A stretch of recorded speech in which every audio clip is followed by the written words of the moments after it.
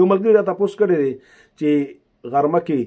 انسان ودوي او احتلام وشي دې سره په روژه کې څه نقصان واقع کیږي یا نه بالکل په دې سره په روژه کې هېڅ نقصان نه واقع کیږي که ته د روژې په حالت کې ودوي ستا احتلام وشي ستا روژه برقراره ده خپل غسل وکړه او مونځ دپاره برابر کزانه دغه شان که یو انسان دا دی د شپې احتلام وشو یا خپلې بیبي سره میلاو شو صحیح حدیث کې راځي عایشه صدیقه رضی الله تعالی عنها فرمایي نبی مهربان صلی الله علیه وسلم به خپلې بیبي سره میلاو شو او بیا به پې د پښمني وخت راغی خوراک به وکړه او بعض اوقاتو کې به صبح صادق او اذان هم وشو نبي پاک علیه الصلاة والسلام به د هغې نه پس بیا ځان پاک او غسل به وکړه نو لهذا که انسان داسې دی که د شپې احتلام وشو یا خپل بیبي سره میلاو شو او د باندې صبح صادق راغی اذان وشو نو بالکل د خپل خوراک مراک کولی شي او صبح صادق سره به خپل روژه بنده کړي او د هغې نه پس د غسل وکړي د ته په روژې کې هېڅ نقصان نه راځي لهذا که د شپې انسان باندې غسل واورېده که د ورځې په ده باندې روژه